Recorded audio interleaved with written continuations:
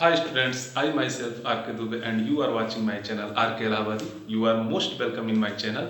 आपका ढेरों सारा स्वागत है हमारे चैनल में। और जैसा कि पहले वीडियो लेक्चर में एक बात और कहना चाहूँगा कि आप लोगों की मेहनत से हम हमारा सब्सक्राइबर्स तेज़ी से ग्रो कर रहे हैं और हमारी पहुंच अच्छे बच्चों तक पहुंच रही है। और इसी तरह से तेज़ी से ग्रो करवाते जाइए और करते भी जाइए। अच्छे बच्चों को ज़रूर जोड़िए जिससे कि हमारा परिवार बढ़ता जाए और बहुत अच्छा लग रहा है।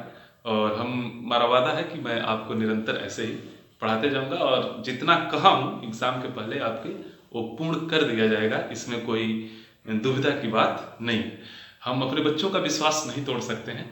और थोड़ा इधर हल्का फुल्का ऐसा नहीं है कि जो प्रदर्शन करने वाला होता है उसके बैकग्राउंड में नहीं कुछ चल रहा होता है, बहुत कुछ चल रहा है, इसलिए थोड़ा सा उसके लिए सॉरी। वीडियो समय समय पर तेज़ी से नहीं आ पा रहा, लेकिन ये है कि कोशिश रहेगी कि आगे से तेज़ी से आए। और आप लोग थोड़ी सी कोशिश करिए, चैनल को और भी बच्चों तक पहुंचाइए जिससे हमारी संख्या 1000 पार हो जाए।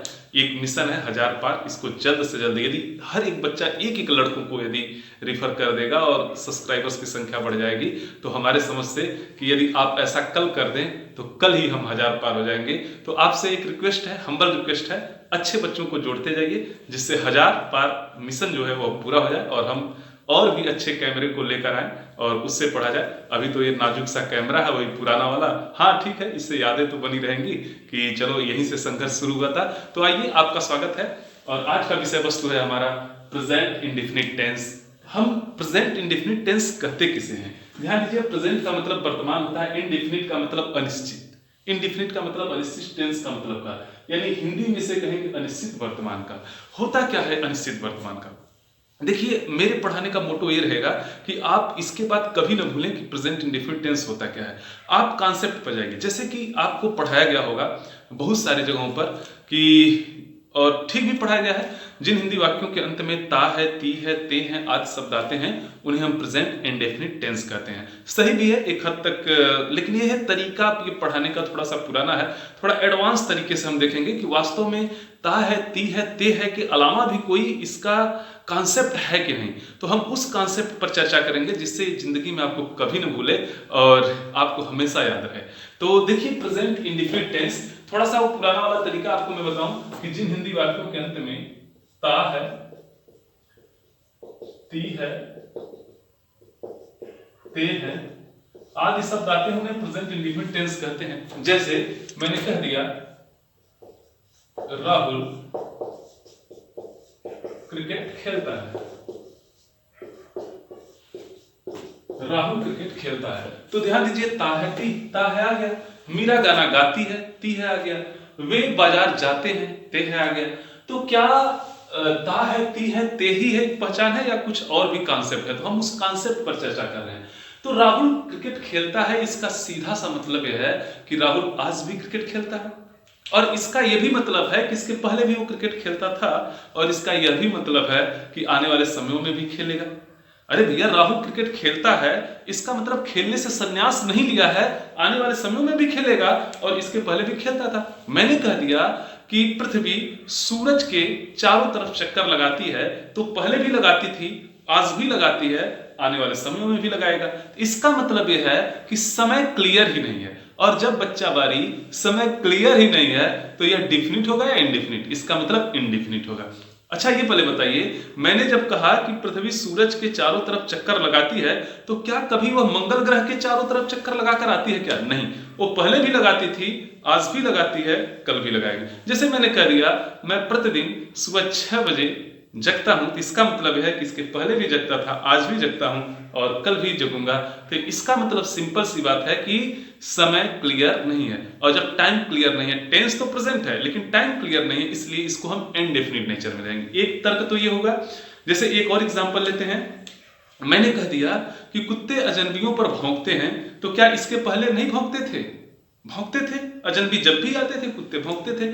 क्या आज नहीं भौंकते हैं? भौंकते हैं। क्या आने वाले समय में नहीं भौंकेंगे? भौंकेंगे। तो जाहिर सी बात है, कुत्ते अजनबियों पर भौंकते हैं, पहले भी भौंकते थे, आज भी भौंकते हैं, कल भी भौंकेंगे। इसका मतलब सिंपल सी बात है, टाइम हमारा डिफिनिट नहीं है, और जब टाइम डिफिनिट नहीं है तो यह क्या हो जाएगा, इनडिफिनिट। चूंकि कुत्ते अजनबियों पर भौंकते हैं, ये आज की बात मैं कह रहा हूं, इसलिए प्रेजेंट का इनडिफिनिट होगा। एक तर्क तो ये है। दूसरा तर्क ये है कि इनडिफिनिट में कार्य कब कहां कैसे होता है, डिफिनिट ही नहीं होता है, इसलिए भी इसको इनडिफिनिट कहते हैं। जैसे मैंने कह दिया राहुल क्रिकेट खेलता है, तो मैं प्रश्न कर दूं कि कब क्रिकेट खेलता है। राहुल क्रिकेट खेलता है, इतना तो क्लियर है कि टेंस हमारा प्रेजेंट है, लेकिन राहुल क्रिकेट खेलता है, मैं यदि आपको जब बताया था, जब सिंपल प्रेजेंट आपको पढ़ा रहा था, तो मैंने कहा था कि देखिए वर्ब और टाइम के रिलेशन को जानना है, तो दो चीज पकड़ लीजिए, वर्ब पकड़ लीजिए और टाइम पकड़ लीजिए, अभी खट से टेंस पता चल जाएगा, और ता है ती है जानने की हमें जरूरत ही नहीं है। देखिए राहुल क्रिकेट खेलता है, इसका मतलब आज भी खेलता है, तो टाइम मिल गया प्रेजेंट, टाइम मिल गया हमें प्रेजेंट। अब ये टाइम का मतलब हम टेंस के संदर्भ में कर रहे हैं, तो टाइम मिल गया हमारा क्या, प्रेजेंट, यानी आज भी खेलता है। अब देखिए राहुल क्रिकेट खेलता है, इसका मतलब यह है कि टाइम मिला प्रेजेंट, यानी आज की बात कर, राहुल क्रिकेट खेलता है। मीरा बाजार जाती है, यानी आज भी जाती है, ठीक है ना। सुरेश गाना गाता है, इसका मतलब आज भी गाता है। मैंने कह दिया वे किताब पढ़ते हैं, इसका मतलब आज भी पढ़ते हैं, तो टाइम मिला प्रेजेंट। और मैंने कहा कि वर्ब के नेचर को देखेंगे कि राहुल क्रिकेट खेलता है, इसका मतलब कब खेलता है, पता है क्या भैया? 9 बजे खेलता है, 10 बजे खेलता है, पता है क्या? नहीं पता है। अच्छा, राहुल क्रिकेट किसके साथ खेलता है, पता है क्या? नहीं पता है। अच्छा, राहुल क्रिकेट क्यों खेलता है, पता है क्या? नहीं पता है। राहुल क्रिकेट कहां खेलता है, किस फील्ड पर खेलता है, पता है क्या? नहीं पता है। तो जब क्यों, कहां, कब, कैसे पता ना हो, तो आप ही बताइए डिफिनिट होगा या इनडिफिनिट? डिफिनिट का मतलब निश्चित, जब सारी चीजें पता रहती तब ना डिफिनिट था, इसका मतलब या इनडिफिनिट होगा। अच्छा, तो आपने दिमाग लगाया, आपने कहा कि राहुल 10 बजे क्रिकेट खेलता है, जब तो डिफिनिट हो गया। ध्यान दीजिएगा, 10 बजे क्रिकेट खेलता है, एक चीज डिफिनिट होने से क्या सारी चीजें डिफिनिट हो गई? राहुल 10 बजे क्रिकेट खेलता है, इसका मतलब यह है कि कहां खेलता है, पता है क्या? क्यों खेलता है, पता है क्या? केवल इतना पता है कि 10 बजे क्रिकेट खेलता है। एक चीज डिफिनिट होने से सारी चीजें डिफिनिट नहीं, इसलिए भी इनडिफिनिट है। तो 2 तर्क दे दिया। और तीसरा तर्क ध्यान दीजिएगा, इनडिफिनिट में हमेशा रिपीटिशन का नेचर आता है। क्या आता है? रिपीटिशन का नेचर, यानी क्रिया पुनरावृत्ति होती है, बार बार होती है। ध्यान दीजिएगा, राहुल क्रिकेट खेलता है, इसका मतलब वह बार बार जाकर खेलता है। मीरा गाना गाती है, इसका मतलब जब भी मौका मिलता है तभी गाती है। कहीं बाथरूम में रहती है तो भी गाती है, और कहीं खाना बना रही होती है तभी गाती है, स्कूल में जाती है तो भी गाती है। इसका मतलब यह है कि मीरा गाना गाती है, यानी अपनी क्रिया को बार बार रिपीट करती है। राहुल झूठ बोलता है, इसका मतलब यह है कि जब भी उसको जरूरत पड़ जाती है, झूठ नामक अस्त्र शस्त्र का प्रयोग कर देता है। इसका मतलब यह है कि अपनी क्रिया को बार बार रिपीट करता है। मैंने कह दिया कि सीता सच बोलती है, तो उसको जब भी जरूरत पड़ता है तभी वो सच बोलती है, यानी क्रिया को अपने बार बार रिपीट करती है, वो भी सच में रिपीट करती है। मैंने कह दिया कि वह उसे गाली देता है, इसका मतलब यह है कि जब भी जरूरत पड़ जाता है उसको, तो वह शुभ शुभ शब्दों में उसको उच्चरित कर देता है। इसका मतलब सिंपल सी ये बात हुई कि राहुल गाली देता है, एक सिंपल सी बात है, वो अपनी क्रिया को जब भी चाहता है तभी रिपीट कर देता है। तो ध्यान से समझने की बात है, प्रेजेंट इंडिफिनिट में इनडिफिनिट यह इसलिए है क्योंकि क्रिया कब, कहां, कैसे हो रही है निश्चित नहीं है। एक तो तर्क ये है। दूसरा तर्क ये है कि क्रियाओं में तीनों समयों का संलयन है। मीरा बाजार जाती है, तो इसका मतलब इसके पहले भी जाती थी, आज भी जाती है, आने वाले समयों में जाएगा। वह झूठ बोलता है, इसका मतलब है वो आदतन है, पहले भी बोलता था, आज भी बोल देता है, आने वाले समयों में भी बोलेगा। इसका मतलब तीनों टेंस है, तो जब तीनों टेंस है तो इसका मतलब कुछ भी डिफिनिट नहीं है, डिफिनिट नहीं है तो इनडिफिनिट है। एक 2 तर्क हो गया। तीसरा तर्क यह है कि क्रिया पुनरावृत्ति होती है। इन तर्कों के आधार पर जब देखेंगे तो इनडिफिनिट अपने आप समझ में आ जाएगा। तो ये रहा हमारा तर्क। अब पुराना क्या है नियम? जिन हिंदी वाक्यों के अंत में ता है, ती है, ते हैं आदि शब्द आते हैं उन्हें प्रेजेंट इंडिफिनिट टेंस कहते हैं। तो अभी तक तो मैं आपको समझाने की कोशिश किया कि प्रेजेंट इंडिफिनिट ये होता क्यों है। अच्छा, इसको सिंपल प्रेजेंट भी कहते हैं।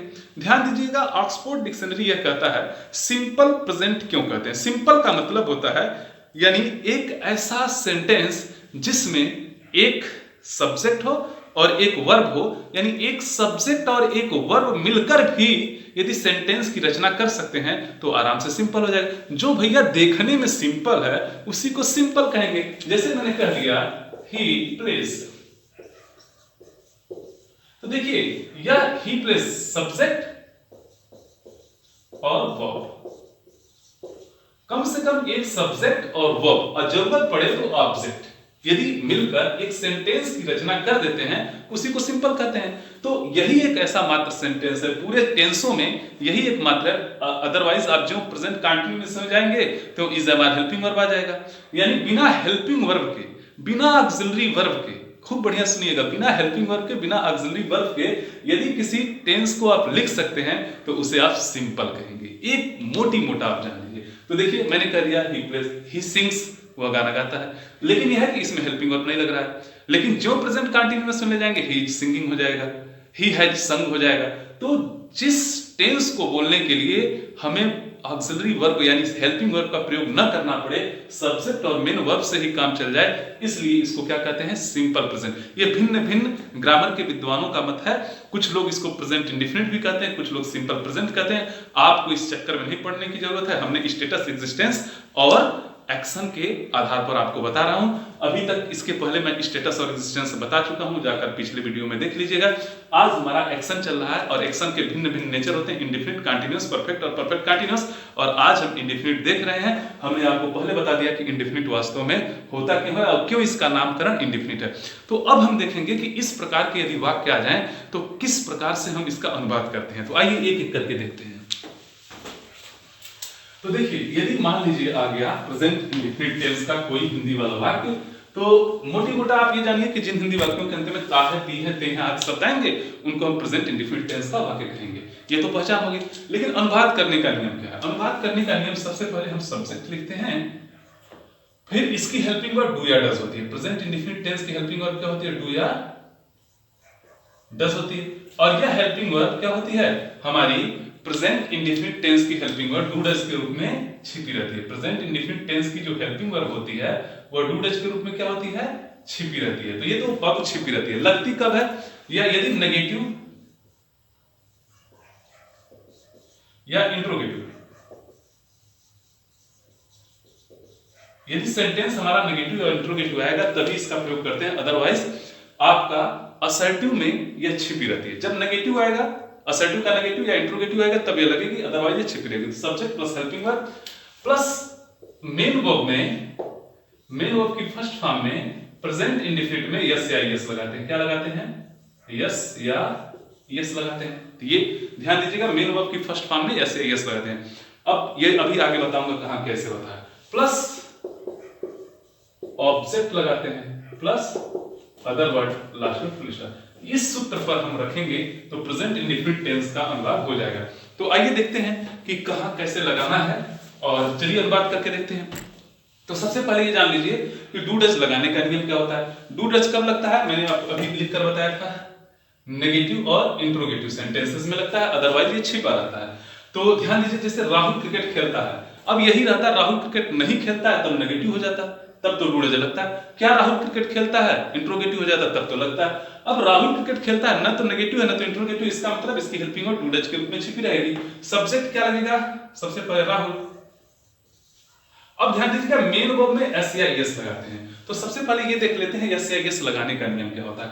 तो ध्यान से समझना बाबू, प्रेजेंट इंडेफिनिट टेंस में एस या एस लगाने का नियम ये होता है कि यदि हमारा सब्जेक्ट, यदि ये सब्जेक्ट जो है, अभी बाद में बात करेंगे, पहले इसको सीख लेते हैं। यदि हमारा सब्जेक्ट ही है, सी है, इट है तथा कोई सिंगुलर नंबर है,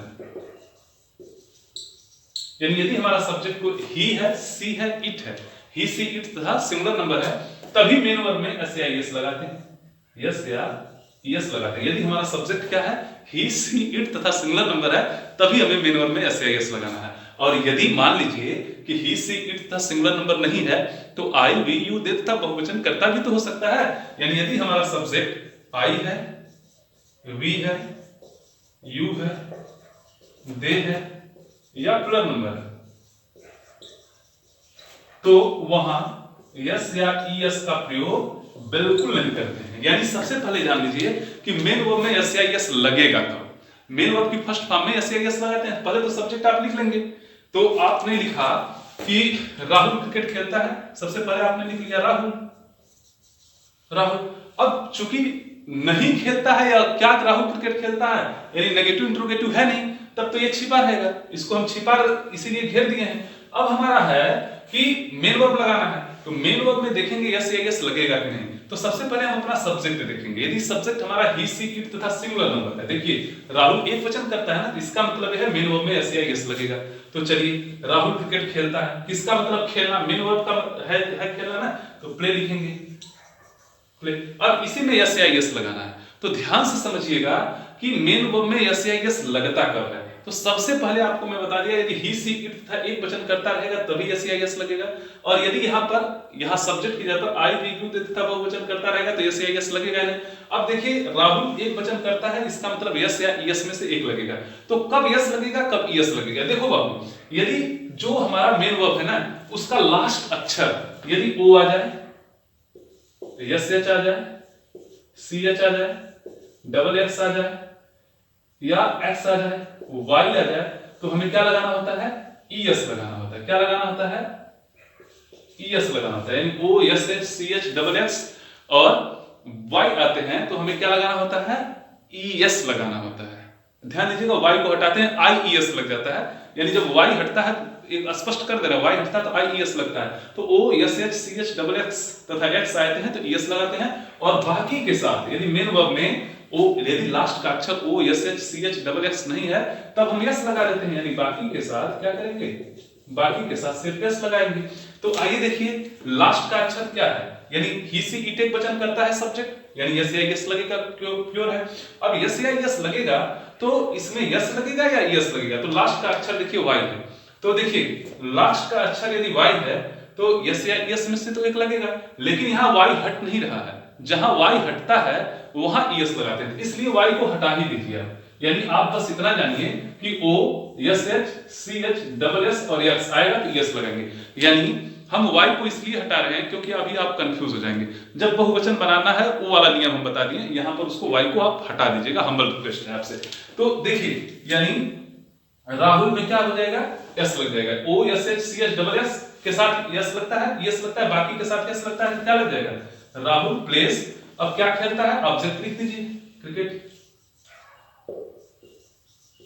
Rahul place cricket, other word नहीं आया इसको छोड़ देंगे। अच्छा मान लीजिए ऐसे आ गया कि राहुल क्रिकेट नहीं खेलता है, तो कुछ नहीं करना, अब हेल्पिंग वर्ब लग जाएगा। तो हेल्पिंग वर्ब जब लगेगा तो क्या लगेगा बताइए, यानी आ गया मान लीजिए कि राहुल क्रिकेट नहीं खेलता है, तो राहुल क्रिकेट नहीं खेलता है, सिंपल सी बात है, राहुल। अब इसके बाद देखिए नहीं शब्द आ गया, जब नेगेटिव और इंट्रोगेटिव आएगा तो हेल्पिंग वर्ब लग जाएगा। अब राहुल के साथ क्या लगेगा, डू लगेगा या डस लगेगा। तो ध्यान से समझ लीजिए, यदि हमारा सब्जेक्ट क्या रहेगा, यहां सब्जेक्ट की जगह पर ही रहेगा, सी रहेगा, इट रहेगा तथा सिंगुलर नंबर रहेगा, क्या रहेगा, तो क्या लगाएंगे, डज लगाएंगे। ही, सी, इट तथा सिंगुलर नंबर के साथ डज लगाएंगे, और बाकी आई, वी, यू दे तथा बहुवचन कर्ता के साथ डू लगाएंगे। ये तो क्लियर है। यानी ही, सी, इट तथा सिंगुलर नंबर के साथ डज, बाकी के साथ आप डू लगा दीजिए। तो राहुल सिंगुलर नंबर है तो क्या लग जाएगा, डज, राहुल डज। अब मेन वर्ब के पहले नॉट लगा दीजिए, राहुल डज नॉट। अब देखिए जब हेल्पिंग वर्ब डू डज लग जाती है तो मेन वर्ब में एस या यस नहीं लगाते, याद रखिएगा। जब हेल्पिंग वर्ब डू डज के रूप में लग जाती है तो मेन वर्ब में एस या यस नहीं लगता है। तो Rahul does not play cricket. अच्छा मान लीजिए किसी ने पूछ दिया क्या राहुल क्रिकेट खेलता है, तो हेल्पिंग वर्ब पहले आ जाएगी, does Rahul play cricket. Clear. तो इस तरह से आपने देखा किस तरह से अनुवाद होगा। एक बार और सुनिएगा, सब्जेक्ट तो आप इट इज लिख देंगे, प्रेजेंट इंडेफिनिट टेंस की हेल्पिंग वर्ब डू या डज होती है।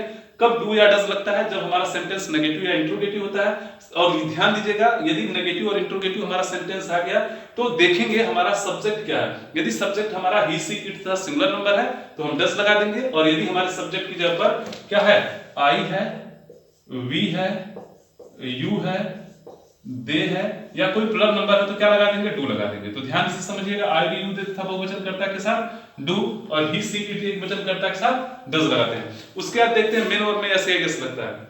तो मेन वर्ब में एस या यस कब लगता है, तो अब देखिए मेन वर्ब में एस या यस, देखिए यदि हमारा सेंटेंस नेगेटिव और इंट्रोगेटिव नहीं है तभी एस या यस लगेगा, और नेगेटिव और इंट्रोगेटिव है तो हेल्पिंग वर्ब लग जाती है। और जब हेल्पिंग वर्ब लग जाती है ना बाबू, तब मेन वर्ब की केवल फर्स्ट फॉर्म रखती है, ये हमेशा याद रखिएगा। यदि हेल्पिंग वर्ब लगी रहेगी तो देखिए हेल्पिंग वर्ब लगी है तो मेन वर्ब की केवल फर्स्ट फॉर्म लगेगी, तब यस या यस वाला नियम खत्म कर दीजिएगा।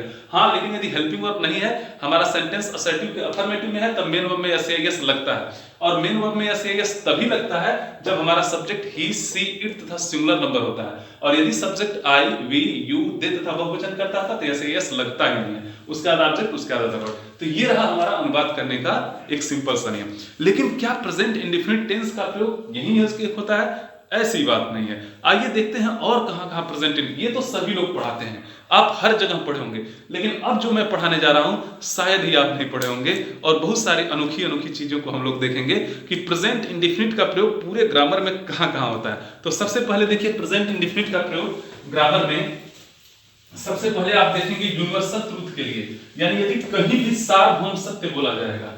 सार्वभौम सत्य का मतलब एक ऐसा सत्य जो हमेशा हमेशा के लिए सत्य ही है, उसके लिए क्या होता है, उसी को हम सार्वभौम सत्य कहते हैं, यानी यूनिवर्सल ट्रूथ कहते हैं। और यूनिवर्सल ट्रूथ के लिए यानी सार्वभौम सत्य के लिए हमेशा प्रेजेंट इंडेफिनिट का प्रयोग होता है। जैसे मैंने कह दिया द अर्थ मूव्स, देखिए मूव में एस या एस लग गया, इसका मतलब प्रेजेंट इंडेफिनिट टेंस है। Moves around the sun, the earth moves around the sun, यानी जो पृथ्वी है हमारी वो सूरज के चारों तरफ चक्कर लगाती है। तो अर्थ मूव्स अराउंड द सन, ये क्या है, सार्वभौम सत्य है, ठीक है ना। सूरज पूरब में उगता है, सार्वभौम सत्य है, तो क्या लिखेंगे, the sun rises in the east, the sun rises in the east, यानी सूरज क्या उगता है, पूरब में उगता है। तो जहां भी सार्वभौम सत्य की बात होगी वहां पर क्या होगा, प्रेजेंट इंडेफिनिट का प्रयोग होगा। पहला ये जान लीजिए। दूसरा कहां होता है प्रेजेंट इंडेफिनिट टेंस का प्रयोग, देखिए कहीं भी आदत संबंधी बात होगी, यानी हैबिचुअल एक्शन। आदत संबंधी बात का मतलब हैबिचुअल एक्शन। हैबिचुअल एक्शन के लिए किसका प्रयोग करते हैं, प्रेजेंट इंडेफिनिट टेंस का प्रयोग करते हैं। जैसे मैंने कह दिया इस समय कुत्ते की भौंकने की आवाज आ रही, मैंने कह दिया कुत्ते अजनबियों पर भौंकते हैं, तो देखिए क्या हो जाएगा, डॉग्स बार्क, क्योंकि डॉग्स क्या है हमारे ही, सी, इट तक बहुवचन में आ जाते हैं, तो मेन वर्ब में एस या एस नहीं लगेगा। Sorry, he, she, it singular number में एस या एस लगता है, आई, वी, यू, दे तथा बहुवचन करता के साथ एस या एस नहीं लगता है। डॉग में एस लग गया है, इसका मतलब ये बहुवचन हो गया है, यानी अब यहां एस या एस नहीं लगेगा, यानी dogs bark at the stranger, strangers. Clear, ये आदत संबंधी बात है।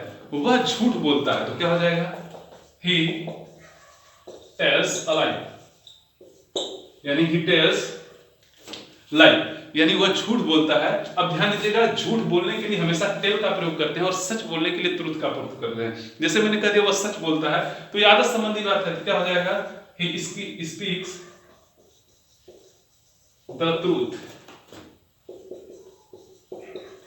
तो आप ध्यान से समझिए कि ये सब आदत संबंधी बात है, और आदत संबंधी बातों के लिए हमेशा किसका प्रयोग करते हैं, प्रेजेंट इंडेफिनिट टेंस का प्रयोग करते हैं। आइए अगला देखते हैं, और प्रेजेंट इंडेफिनिट टेंस का प्रयोग कहां करते हैं। तो कहीं भी यदि हियर तथा देयर से प्रारंभ होने वाले वाक्य होंगे, किससे होंगे, हियर या देयर, हियर और देयर से प्रारंभ होने वाले वाक्य यदि एक्सक्लेमेटरी सेंटेंस में हो, यानी विस्मय सूचक वाक्य का बोध कराएं, तो वहां भी बच्चा बारी आप लोग जान लीजिए, वहां भी प्रेजेंट इंडेफिनिट टेंस का प्रयोग होगा। जैसे मैंने कह दिया हियर कम्स, यस कम्स है, COMES है, हियर कम्स द जीप,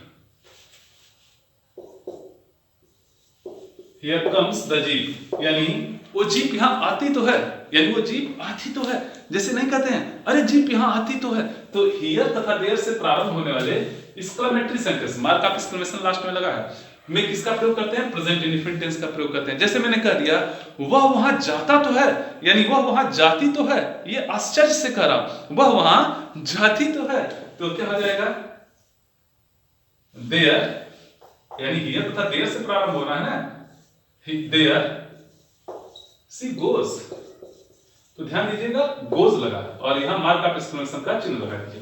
तो हियर तथा देयर से प्रारंभ होने वाले वाक्य हमेशा किसमें बनते हैं? प्रेजेंट इंडेफिनिट में बनते हैं, इसको याद रखिएगा। और प्रेजेंट इंडेफिनिट टेंस का प्रयोग कहाँ करते हैं? तो खूब बढ़िया से ध्यान दीजिएगा, ये कोई नहीं पढ़ाया होगा। यदि भूतकाल का वर्णन स्पष्ट रूप से करें तो वहां भी प्रेजेंट इंडेफिनिट टेंस का प्रयोग होता है। ध्यान से सुनिएगा, यदि भूतकाल का प्रयोग स्पष्ट वर्णन के लिए किया जाए तो वहां प्रेजेंट इंडेफिनिट टेंस का प्रयोग करते हैं। जैसे मैंने कह दिया कि तुरंत राजा अपनी राजधानी की ओर भागा, कोई घटना हो गई थी, राजा हार रहा था, तो मैं स्पष्ट वर्णन कर रहा हूं कि तुरंत राजा अपनी राजधानी की ओर भागा। इसका मतलब है कि तुरंत राजा उस दिन अपनी राजधानी की ओर भागता है, तो क्या हो जाएगा? इमीडिएटली।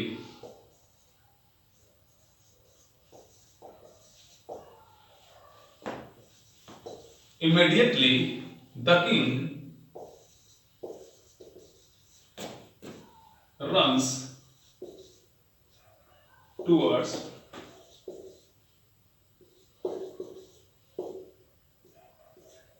to his capital, यानी immediately the king runs towards his capital। runs towards his capital का मतलब अपनी राजधानी की ओर भागता है, यानी घटना पास्ट की है लेकिन वर्णन प्रेजेंट में हो रहा है। क्यों हो रहा है? क्योंकि वर्तमान काल के भूतकाल में एक ऐसा वर्णन किया जाए जिसको ऐसा लगे कि बहुत ही स्पष्टता के साथ किया जा रहा है। तो घटना तो भूतकाल की है लेकिन अनुवाद उसका प्रेजेंट में होता है। तो आप कहेंगे immediately the king runs towards his capital, यानी तुरंत राजा कहां की ओर भागता है? अपनी राजधानी की ओर भागता है। तो वर्तमान देखिए, ध्यान से समझिएगा, भूतकाल में स्पष्ट वर्णन के लिए प्रेजेंट इंडेफिनिट टेंस का प्रयोग करते हैं। आप कहीं नहीं पढ़े होंगे, शायद ही कहीं पढ़े होंगे। अब और देखिए, और प्रेजेंट इंडेफिनिट टेंस का प्रयोग कहां होता है? एक चीज और जान दीजिए, प्रेजेंट इंडेफिनिट टेंस का प्रयोग सबसे अनोखा प्रयोग पढ़ाने जा रहा हूं। जैसा कि बहुत सारे गांव के बच्चों को और बहुत सारे ऐसे टीचर्स हैं जो पढ़ा देते हैं, सॉरी आपके लिए, टीचर्स के लिए, क्योंकि आपको ऐसा थोड़ा समझना चाहिए। क्यों समझना चाहिए?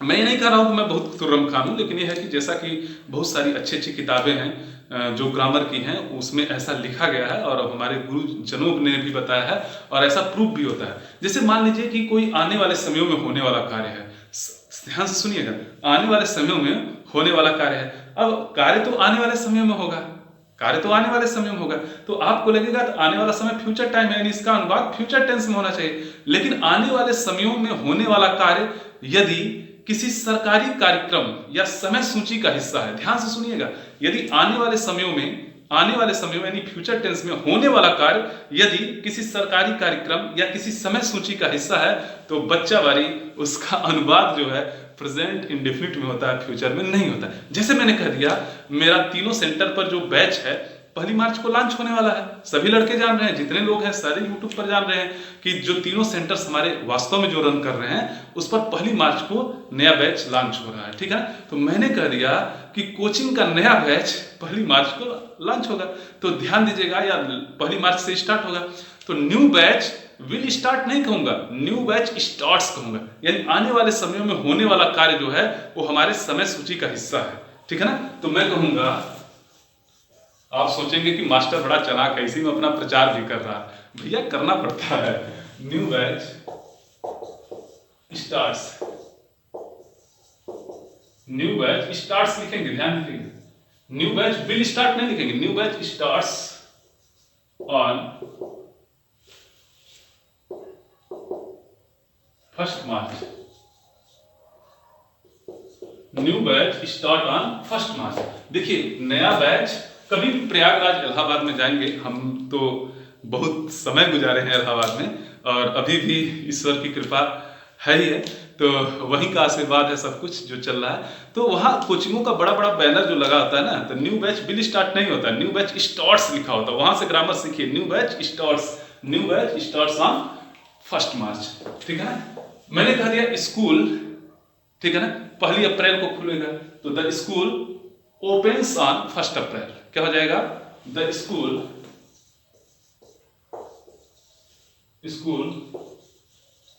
ओपन्स ऑन 1 अप्रैल। आप लिख लीजिएगा, ओपन्स ऑन 1 अप्रैल, ठीक है। जैसे मान लीजिए मैंने कह दिया कि ट्रेन 9 बजे जाएगी, तो आने वाले समय में जाएगी, और ट्रेन 9 बजे जाएगी तो इसका मतलब सिंपल सी बात है आने वाला समय है। लेकिन ध्यान दीजिएगा, ट्रेन जो जाती है वो सरकारी समय सूची और कार्यक्रम का हिस्सा होता है। तो द ट्रेन लीव्स या स्टार्ट्स एट 9 o'clock कहेंगे, यानी आप कहेंगे द ट्रेन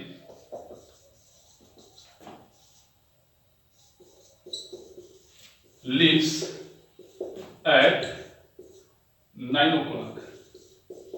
तो ध्यान से समझने की बात है कि देखने में तो ऐसा लग रहा है कि 9 बजे जाएगी, फ्यूचर होना चाहिए, यानी विल स्टार्ट या विल लीव कहते हैं, लेकिन ऐसा नहीं होता है। जब भी किसी आने वाले समय में होने वाला कार्य जो है किसी सरकारी कार्यक्रम या समय सूची का हिस्सा होता है तो उसको प्रेजेंट इंडेफिनिट बनाए। इसका मतलब यह है कि यह हमेशा ऐसा होता है, यानी ट्रेन जो है उसका टाइम 9 बजे वाली ट्रेन ही है तो 9 बजे हमेशा जाती है, इसका मतलब बार बार जाती है, इसका मतलब बार बार रिपीट होता है। और मैंने ऊपर बता दिया है कि रिपीटिशन इंडेफिनिट का नेचर है। इसका मतलब कोचिंग का नया बैच हर साल 1 मार्च को लॉन्च होता है, इसका मतलब क्या होता है, ये बार बार रिपीट होता है और रिपीटिशन का नेचर इंडेफिनिट में पाया जाता है। स्कूल 1 अप्रैल को खुलता है, इसका मतलब ये हर साल ऐसा रिपीट होता है, प्रेजेंट इंडेफिनिट। मैंने कह दिया होली मार्च में आएगी तो इसका मतलब होली फॉल्स और मार्च कहेंगे, बिल कम नहीं कहेंगे या बिल फॉल नहीं कहेंगे। क्लियर है? तो आप हमारे समझ से अब बातों को समझ गए होंगे कि क्यों ऐसा होता है। और ध्यान दीजिएगा, और प्रेजेंट इंडेफिनिट टेंस का प्रयोग कहां होता है, जब कोई कमेंटेटर होता है ना, जो कमेंट्री करता है, जब कोई कमेंटेटर कमेंट्री करता है तो हमेशा प्रेजेंट इंडेफिनिट टेंस में करता है। जैसे मान लीजिए मैंने कह दिया कि कोहली ने छक्का मारा और बॉल बाउंड्री लाइन के बाहर पहुंची, तो ध्यान दीजिएगा आप कहेंगे कोहली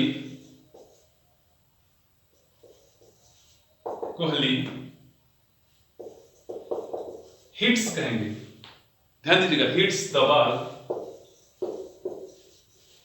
ठीक है ना, कहां पर मारा, इन द एयर, ठीक है ना, एंड इट का मतलब यह बॉल इट टचेस, टचेस, देखिए COSH डबल एस आता है तो एस लगाते हैं, इट टचेस द बाउंड्री,